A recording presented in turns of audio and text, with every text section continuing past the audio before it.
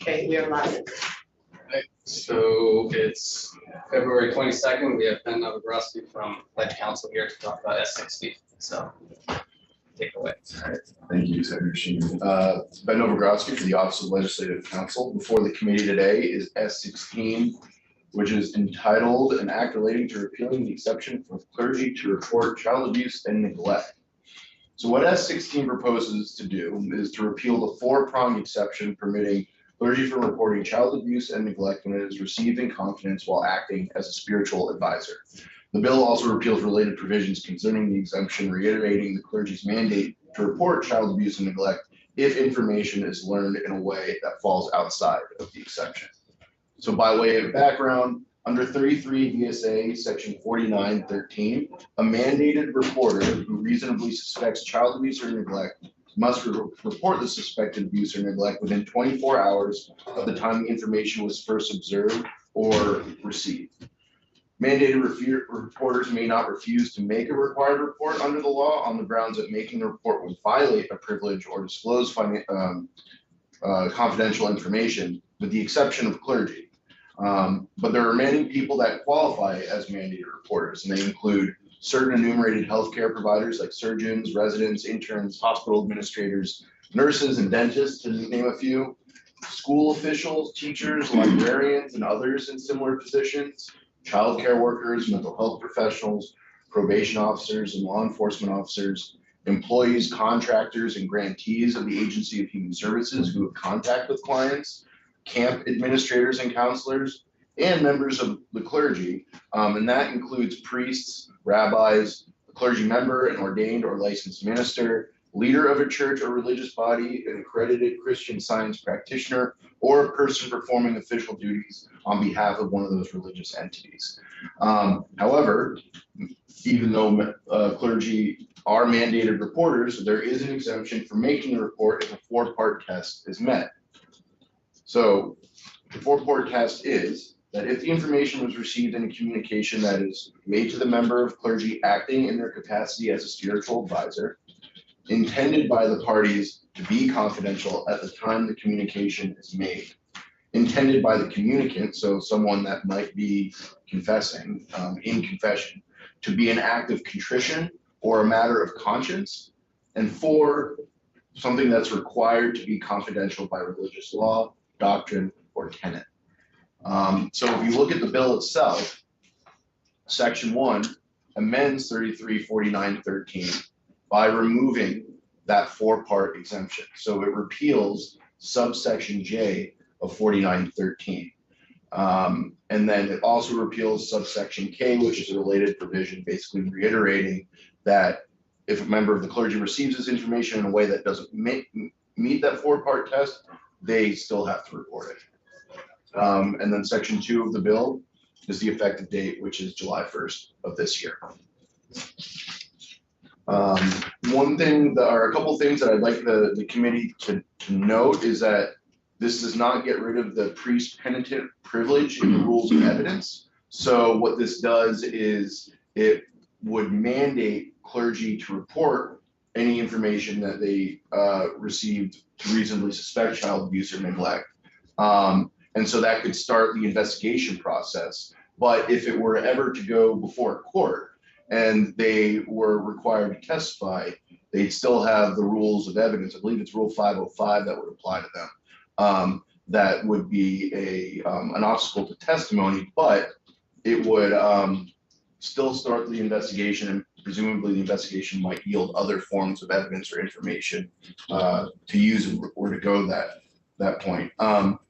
Another thing is that in researching the background behind the bill, there does seem to be some concern over whether or not this could create a conflict with canonical law for certain religions, essentially placing priests in a position where they have to keep confessions confidential, or abide by the law. And I'm not an expert on what the consequences would be if they went against canon, but there are penalties associated with not following the mandated reporter law. I believe there's a fine of $1,000, I'd have to double check exactly what those penalties are, but there are at least a civil penalty associated with failing to follow the statute to report child abuse or neglect. So it's just some things for the committee to consider in the bill. Awesome. So one question I have is, and if you're able to speak to this, awesome, but regarding the constitutionality of this and whether this type of regulation gets to the point where it would infringe on a person's ability to practice their religion, or not practice their religion, but a priest who's taking a confession, and then they're compelled to either provide that information or testify. Does this rise to a level in which it would interfere with their practice? They face penalties. I think basically interfering with the sort of the free exercise clause in the First Amendment. I think you can make that argument. The case law is sparse when it comes to this. A lot of this case law goes back to the 1800s. And so I think you could make the argument, and I think the argument does infringe. Yeah, and I think upon researching other jurisdictions that have attempted to enact similar legislation, that's been one of the opposition's criticism, is that there could be a potential issue with the free exercise clause and under the First Amendment. But really how that would play out in Vermont is unclear, just given sort of the dearth of case law on this issue. And how many other states have something similar to this? I believe that there are 33 states that have the exemption on the books. So 50 minus 33, what is that, 27? Yeah, so there are 27 that I went to law school for a reason. Also, that's wrong, it's 17. Which law school was that? One where you didn't need math. Yeah, not on the fly, right? So 17, thank you, Senator Bielski, that have some form of the, that mandate clergy to report in some form. Yeah. So, if I might, I have two thoughts on this. So one is, so obviously this would go against canon law. So if you went to the confessional and you made confession, so on and so forth, and the individual priest decides not to exercise this law because it goes against, everything that he believes in, how would you ever know? And secondly, if in fact this does pass or whatever out of this committee, are we just putting up a post now that says that don't bother going to confession and practicing your faith now, because if you do, the priest is obligated to turn you in? I mean, those are the things that come across my mind here. Sure. I think the latter is sort of a policy consideration for you to ponder, is passing the law. I think that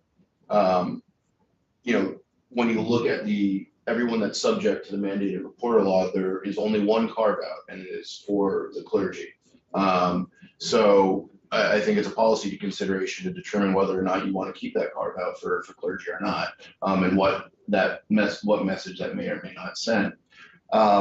And as far as the first point of who would know, I think that's a good question, but I think it would be, it may perpetuate abuse or neglect to go on for longer without having another sort of tool to report it, or it could be found out in other ways, but how that really occurs is your guess is as good as mine, sort of. And I agree about it. Nobody wants any stuff to happen, nor do they want to perpetuate any longer than that. But basically, it just, if they choose not to, then I guess it'd be something that we would never find out, but they would just have to live with their decision, I guess, what we're saying then, correct? I think that could be a reasonable way to think of it. But yeah, I mean, I think how people would find out is as unique as each situation. Yeah, I feel like the balancing test here is weighing the importance of reporting child abuse versus the importance of protecting the person's confidentiality when they want to confess because they feel guilty. But then also the connection to freely exercising your religion. So it's a challenging thing to navigate. And just to reiterate, the exemption as it currently is written, so you'll see on the second page of the bill, subsection K, I mean, this is that reiteration that if it's learned in any other way outside of that 4-prong test, clergy are still mandated to report any suspected abuse or neglect. But again, it's the way it's designed is really to, I think, the most apt analogy is to protect the sanctity of confession. But it's not just Catholics that are subject to this. It's rabbis. It's supposed to be all encompassing for any religion. Peggy, do we have any witnesses in Zoom right now? Witnesses in it? Yeah, we have, hold on, oh, this is, yeah.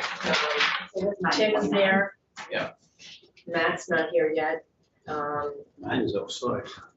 Joseph, no, Erica Rocky is here. Can we just take like a 3-minute break and then we'll have 10 Tim? minutes. Well, we're gonna have the lockdown in about 1 minute. Oh, right, Yeah. the lockdown. Yep. So No. Wait for 10 minutes. it should be happening any second now. So can we go off live and then after the lockdown, we'll have Tim? Yeah, we can do that. Okay, great. Yep, so we're gonna, why don't you make an announcement that we're gonna go We're live? gonna go off live. We're about to have a lockdown drill and then we'll come back and have Tim present.